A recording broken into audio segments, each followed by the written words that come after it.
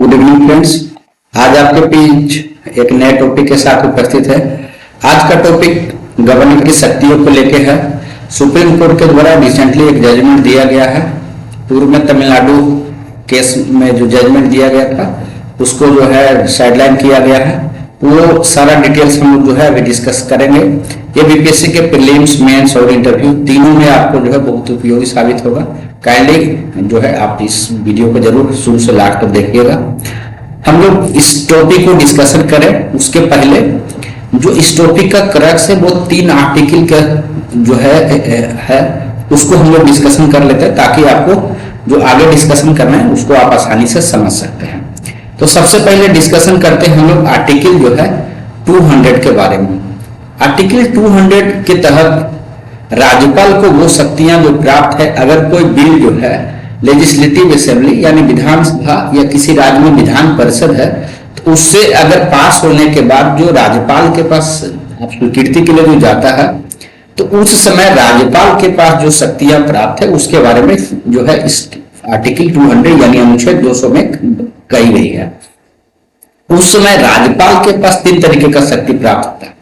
या तो राज्यपाल उसको एसेंट दे सकते हैं यानी स्वीकृति दे सकते हैं, या फिर उसको रिटर्न कर सकते हैं यानी वापस कर सकते हैं, या फिर उसको राष्ट्रपति के लिए प्रेसिडेंट के कंसिडरेशन के लिए विचार के लिए उसको जो है रिजर्व रख सकते हैं। उसी तरीके से आर्टिकल 201 में आप यह बात समझे कि जो बिल रिजर्व रह गया है वो तो राष्ट्रपति के पास जाएगा। तो जो बिल राष्ट्रपति के पास गया तो उनके पास जो शक्तियां प्राप्त है आर्टिकल 201 में उसके बारे में डिस्कशन आपका है। उसमें यह कहा गया है कि अगर कोई जो बिल रिजर्व रखने के बाद राज्यपाल के पास जो फॉरवर्ड किया गया है उसको या तो वो एसेंट दे सकते हैं या तो स्वीकृति दे सकते हैं, या फिर उसको विथहोल्ड कर सकते हैं, या फिर उसको पुनर्विचार के लिए रिकंसिडरेशन करने के लिए वापस कर सकते हैं। आप इसको अच्छे से समझ लिए होंगे। उसी तरीके से एक और आर्टिकल जो इंपॉर्टेंट है इसको समझने के लिए इस टॉपिक को, वो है आर्टिकल 143। आर्टिकल 143 में यह पावर दिया गया है राष्ट्रपति को कि अगर कोई मैटर जो है किसी तरीके का अगर जो है क्वेश्चन ऑफ लॉ से रिलेटेड है या फैक्ट ऑफ पब्लिक इंपोर्टेंस है तो ऐसे केस में एडवाइजरी ओपिनियन जो सलाह जो है वो सुप्रीम कोर्ट से ले सकते हैं। सुप्रीम कोर्ट जो ये फैसला जो आप कह सकते हैं ये जो सलाह है देने के पूर्व क्या करता है, कम से कम 5 जज उसमें बैठते हैं और उसका प्रॉपर जो है आप कह सकते हैं हियरिंग होता है। वो सारा निष्कर्ष जो है उसमें निकल के आता है। और दो राष्ट्रपति जो है इस फैसले को मानने के लिए बाइंडिंग नहीं है, लेकिन वो उनका जो है एक कह सकते हैं उनके पास शक्ति प्राप्त है कि अगर किसी चीज को ताकि जो है किसी प्रकार के संविधान में जो प्रावधान दिए गए हैं उसका जो है आप कह सकते हैं कि गलत इंटरप्रिटेशन नहीं हो इन चीजों के लिए। पूर्व में ऐसा राष्ट्रपति के द्वारा वेरियस केसेस में किया गया है। बेरुबरी का केस फेमस केस है, थर्ड जज केस भी बहुत फेमस है। तो उन सब चीजों में इसका यूज जो है आप किया गया था।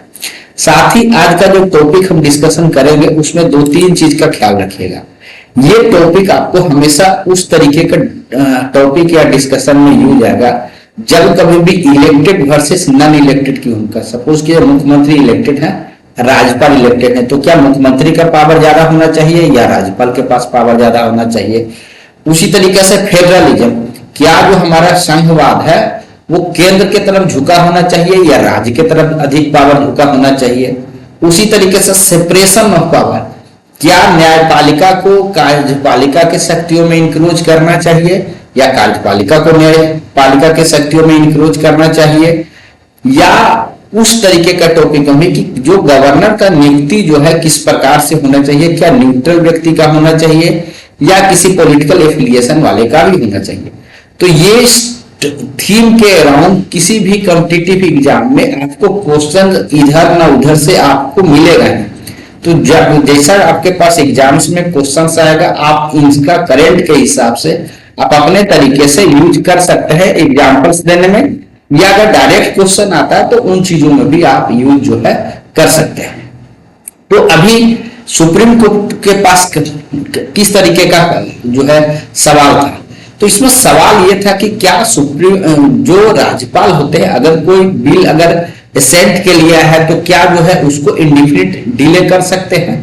उसी को डिसीजन करना। हुआ क्या था कि पूर्व के महीनों में, पूर्व के साल में ऐसा जो विपक्ष की सरकार है, जिनका कि केंद्र में सरकार में, उसके जो अपोजिशन की जो पार्टियां हैं, वो जहां पर सत्ता में है राज्य में, उनके द्वारा ऐसा फील किया गया या उनके द्वारा ऐसा कहा गया कि उनके जो बिल होते हैं राज्यपाल के द्वारा जानबूझ के उसको जो है डिले किया जाता है और उसके कारण कानून नहीं बन पाता। अगर कानून नहीं बन पाएगा तो जो भी वो डिसीजन ले रहे हैं उसका बेनिफिट जो है, लाभ जो है वो जनता तक नहीं मिल पा रहा।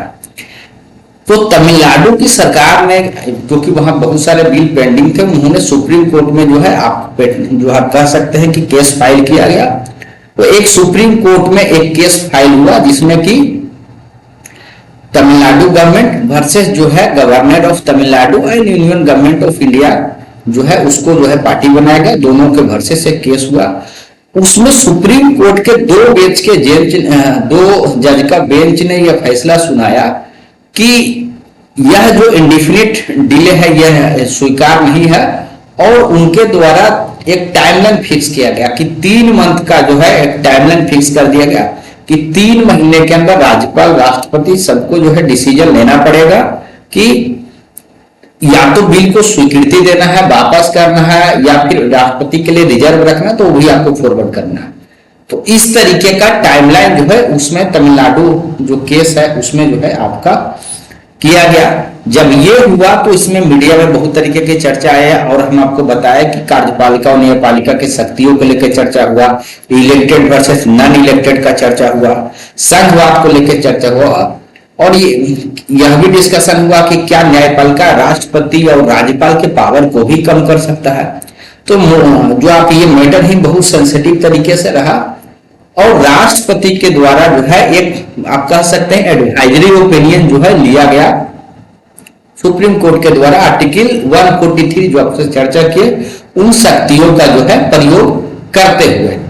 अब इसमें सुप्रीम कोर्ट ने जो अभी रिसेंट जो जजमेंट दिए है इसमें जो है आप जो प्रीवियस जो जजमेंट था उसको जो है आप कह सकते हैं साइडलाइन कर दिया गया। उनका जो टाइमलाइन जो फिक्स कर दिया गया था उसको जो है आप कह सकते हैं रिजेक्ट कर दिया गया। ये हम आपके साथ चर्चा कर चुके हैं कि किस तरीके से 3 प्रकार का जो है संविधान में विकल्प दिया गया है राज्यपाल के पास।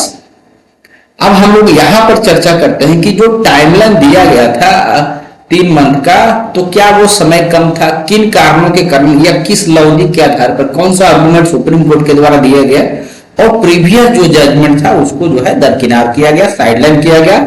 ठीक है, तो इसमें सबसे पहले सुप्रीम कोर्ट के द्वारा यह कहा गया कि किसी जो स्वीकृति देने के लिए, एसेंट देने के लिए किसी भी फिक्स टाइमलाइन का यूज नहीं किया जा सकता, क्योंकि जो है आप कह सकते हैं कि अलग अलग केस हो सकते हैं, उसके आपका से कॉम्प्लेक्सिटी अलग हो सकता है। तो ये one size fit for all का कंसेप्ट यहाँ पर सही नहीं है।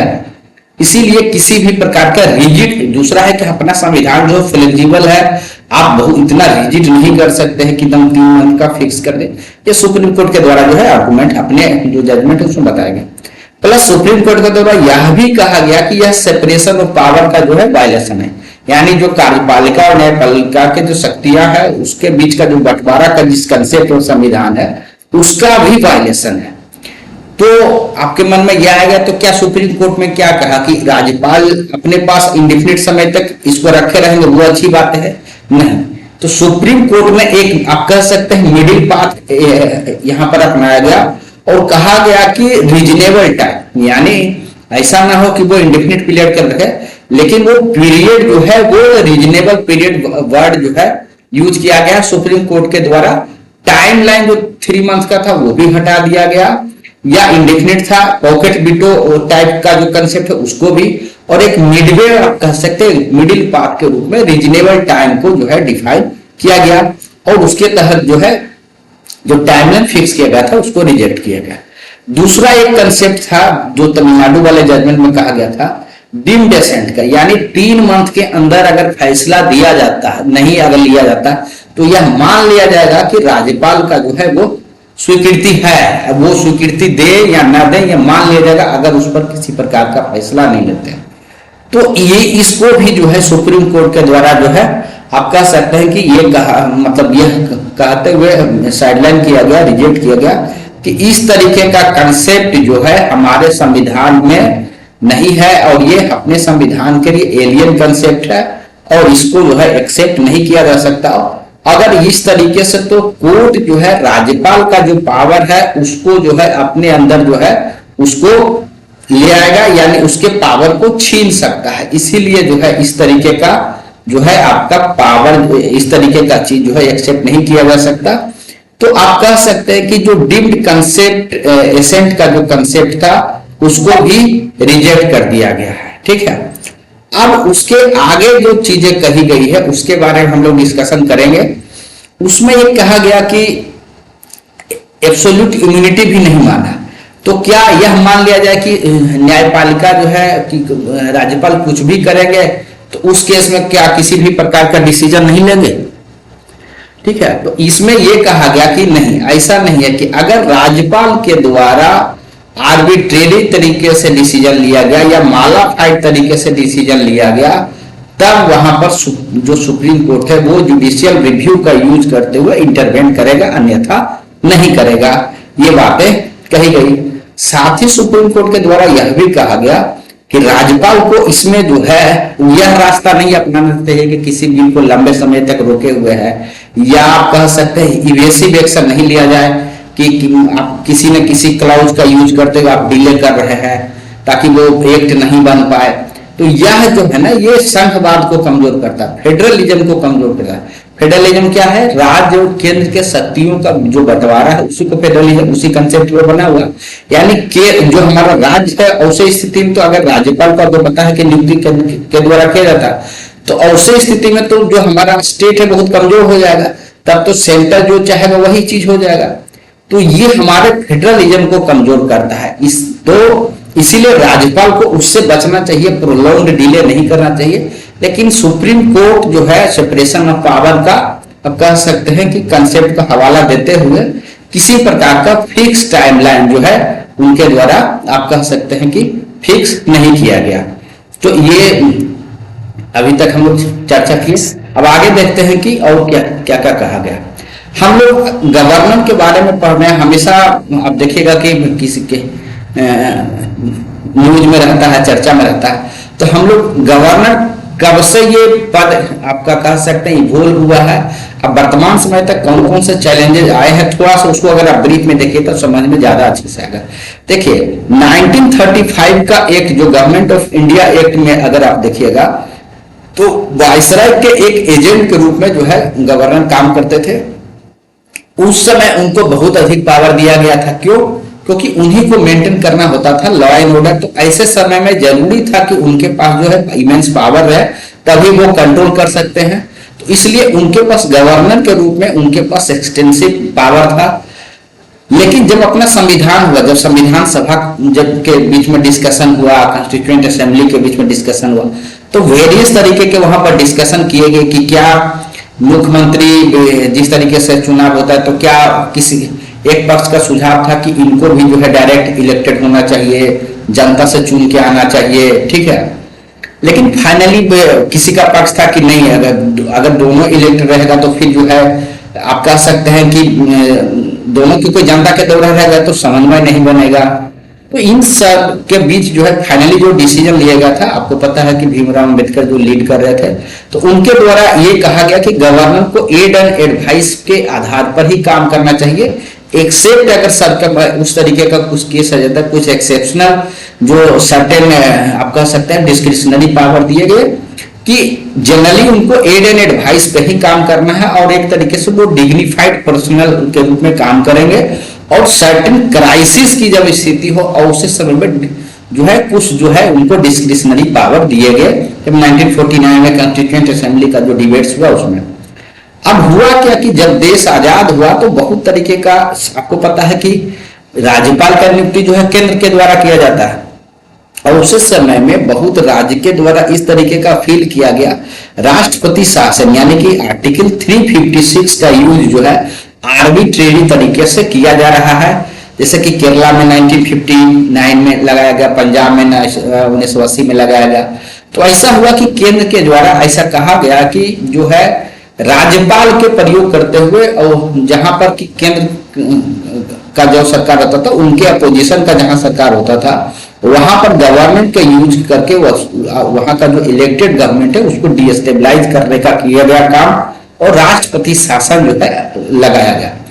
जो वेरियस कमेटी जो उसमें गठित हुआ, जैसे सरकारिया कमीशन 1988 में आया, 2010 में आपका पूंछी कमीशन आया, इन सब ने इस तरीके का जो डिस्क्रिशन का यूज हुआ था उसको आप कह सकते हैं कि अपना जो रिपोर्ट है उसमें क्रिटिक किया, उनको क्रिटिसाइज किया।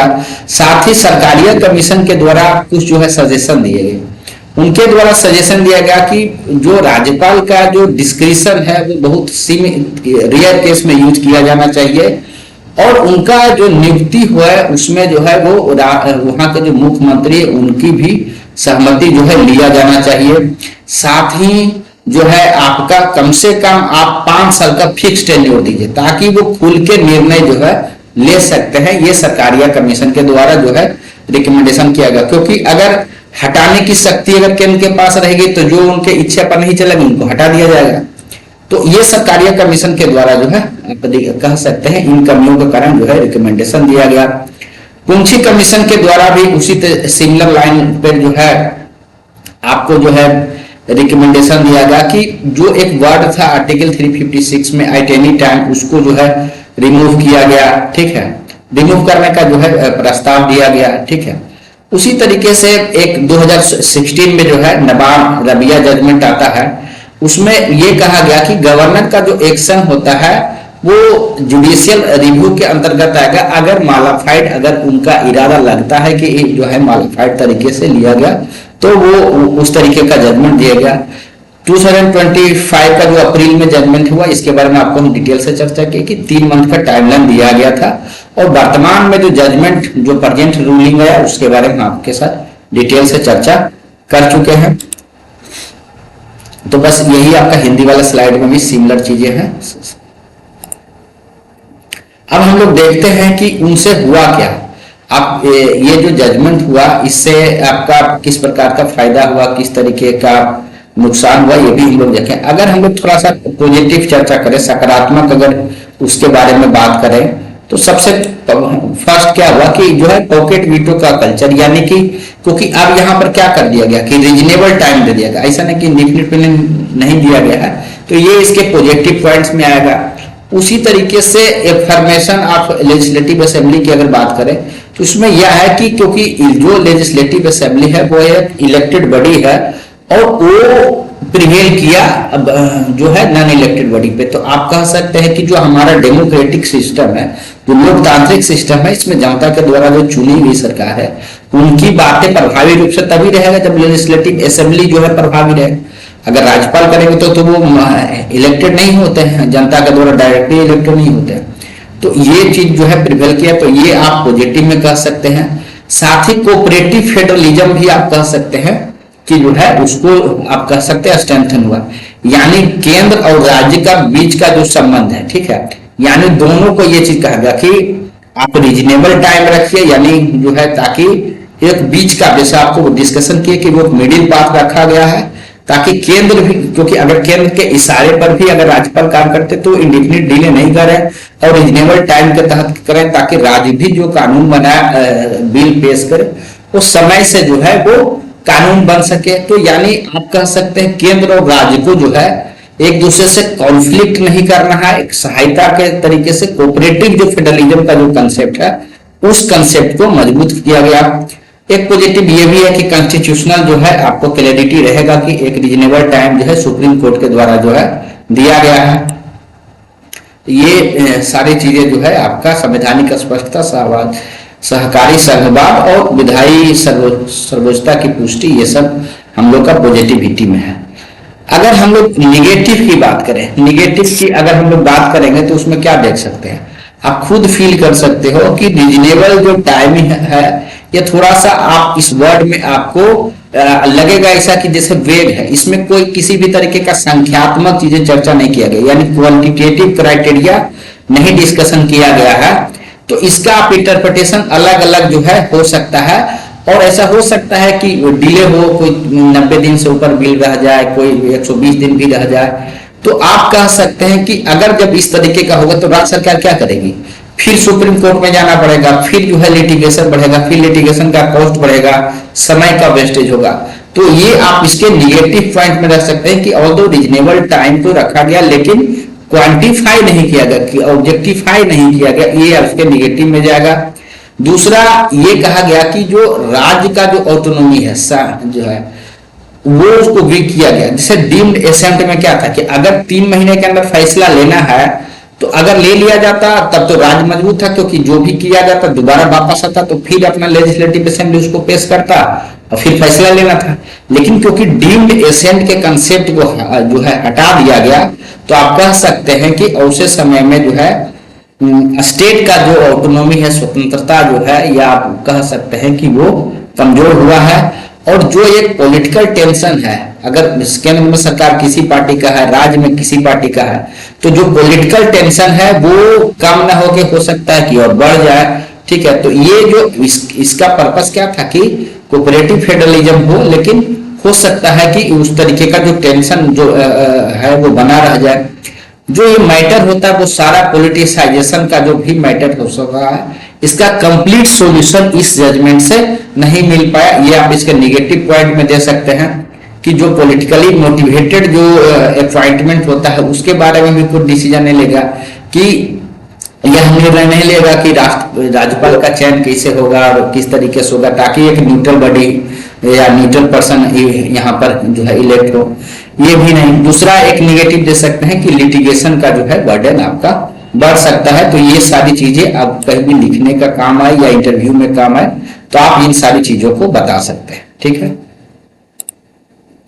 अब है कि अगर ये स्थिति है तो हम लोग इसका वे फॉरवर्ड क्या है। तो वे फॉरवर्ड में हम लोग कुछ जो है चर्चा करेंगे, उसके बाद जो है हम लोग आप अपने हिसाब से भी कुछ चीजें ऐड कर सकते हैं। तो सबसे पहले अगर इमीडिएटली क्या करना है कि जुडिशियल एक क्राइटेरिया फिक्स होना चाहिए। आप ऐसा रिकमेंडेशन होना चाहिए कि केस स्पेसिफिक, कि ये सर्टेन टाइप का केस स्पेसिफिक है तो 30 डेज में हो, इस तरीके का केस हो तो 60 डेज में हो। तो आप कॉम्प्लेक्सिटी जो बिल का है उसके अनुसार एक सर्टेन जो है 30 दिन, 60 दिन, 90 दिन का जो है आपको टाइम पीरियड जो है सुप्रीम कोर्ट के द्वारा जो है उसको फिक्स कर देना चाहिए। इस तरीके का आप सजेशन में दे सकते हैं। उसी तरीके से अगर आपका शॉर्ट टर्म अगर कुछ एक्शन लेने की बारी हो तो उसमें आप ये कह सकते हैं कि जो गवर्नर का जो अपॉइंटमेंट हो, आप कह सकते हैं टेन्योर सिक्योरिटी रहे, उनको पता हो कि वो 5 साल कम से कम रह सकते हैं। साथ ही उसमें एक जो आप कह सकते हैं जो उनको सिलेक्शन का जो टीम बॉडी होता है, सेलेक्टिंग बॉडी जो होता है, उसमें चीफ मिनिस्टर या लीडर ऑफ अपोजिशन या आप जुडिशियरी से लोग वो शामिल करके उनका चयन हो, ताकि एक न्यूट्रल जो है वहां पर जो गवर्नर है वो नॉन पार्टीशन हो, किसी से बायस्ड न हो, उस पर्सन का जो है तो अपॉइंटमेंट हो सके। अगर मीडियम टर्म लेजिस्लेटिव कोडिफिकेशन की बात करें तो ये कहा जाता है कि गवर्नर के लिए भी एक एक्ट बन जाए कि governor conduct and duties act करके, उसमें जो सरकारिया कमीशन या पूंछी कमीशन के द्वारा जो सजेशन दिए गए जैसे पूर्व में चर्चा के, उन सारी चीजों को कोडिफाई कर दिया जाए और गवर्नर को उसी के अनुसार जो है काम करना पड़े। तो ये आप कर सकते हैं। लॉन्ग टर्म अगर की बात करें तो कॉन्स्टिट्यूशनल अमेंडमेंट के बारे में भी सोचा जा सकता है कि आर्टिकल 200 या 201 के बारे में एक जो है लोकसभा में डिस्कशन करके कि सर्टेन सीमा को जो है आपका डिफाइन किया जा सकता है। ये एक लॉन्ग टर्म डिस्कशन है क्योंकि राज्य से रिलेटेड है। तो आपको पता है कि कॉन्स्टिट्यूशनल अमेंडमेंट में आपका जो है राज्य के भी 50% का रेटिफिकेशन का जरूरत पड़ेगा। तो एक लॉन्ग टर्म सजेशन है। उसी तरीके से एक सजेशन यह भी है कि बहुत सारे जो संघवाद के मुद्दे होते हैं, जो फेडरलिज्म के जो मुद्दे होते हैं, वो आपका इंटर स्टेट काउंसिल में जो है सोल्व किए जाते हैं। तो इस तरीके का भी प्रस्ताव बनाया जा सकता है कि जब कोर्ट में जाने के पूर्व इस तरीके का मुद्दा जो है राज्य या केंद्र जो है वो खुद से आपस में बैठ के सोल्व करने का कोशिश करे। आपको पता है कि इंटर स्टेट काउंसिल जो है आर्टिकल 263 के तहत है, तो वहां पर भी जो है इन चीजों का जो है सॉल्यूशन के लिए जो है आपका प्रयास किया जा सकता है। तो ये आगे का रास्ता में जब कभी भी एग्जाम्स में आपसे पूछा जाता है, इंटरव्यू में पूछा जाता है, तो आप इन चीजों को बता सकते हैं। अब है कि जो कुछ अलग कंट्री है वहाँ का भी जो है आप अपने सजेशन में दे सकते हैं। जैसे कि यूनाइटेड स्टेट में जो गवर्नर होते हैं वो जो है डायरेक्टली इलेक्टेड होते हैं, ठीक है। उसी तरीके से अगर आप ऑस्ट्रेलिया की बात कीजिएगा तो वहाँ जो ब्रिटिश क्राउन होते हैं वहाँ के प्राइम मिनिस्टर के आधार पर होता है। यानी आप अगर यूएस का देखिएगा तो वहाँ बहुत ही पावरफुल हो गए, अगर आप ऑस्ट्रेलिया का देखिएगा तो मात्र सेरेमोनियल रहेंगे। तो आप जो है आप कह सकते हैं कि आप मिडवे का रास्ता जो है अपने सजेशन वाले बिंदु में दे सकते हैं। तो इस तरीके से जो है ये टॉपिक हम लोग यहाँ पर एंड करेंगे, ठीक है। कि आप हम उम्मीद करते हैं कि इस टॉपिक से संबंधित जो भी क्वेश्चन आएगा आपके प्रीलिम्स में, मेंस में, इंटरव्यू में आप अच्छे से इन चीजों का जरूरत उत्तर दे पाइएगा। अगर आप बीपीएससी के लिए तैयारी कर रहे हैं या इवन यूपीएससी का भी अगर आप तैयारी कर रहे हैं तो ये वीडियो आपको हेल्प करेगा। अगर आप इस चैनल को देखते हैं, अगर आपको अच्छा लगा है वीडियो तो काइंडली इस चैनल को जो है लाइक कीजिए, सब्सक्राइब कीजिए, अधिक से अधिक जो है शेयर कीजिए लोगों के भी, ताकि जो जानकारी है वो अधिक से अधिक लोगों तक जो है पहुंच सके। बहुत बहुत धन्यवाद। आपका सजेशन भी आप अपने कमेंट के माध्यम से दे सकते हैं, ताकि भविष्य में हम लोग आने वाले लेक्चर्स में उन चीज़ों को इम्प्रूव करके आप लोगों के बीच ला सके। बहुत बहुत धन्यवाद। Thank you.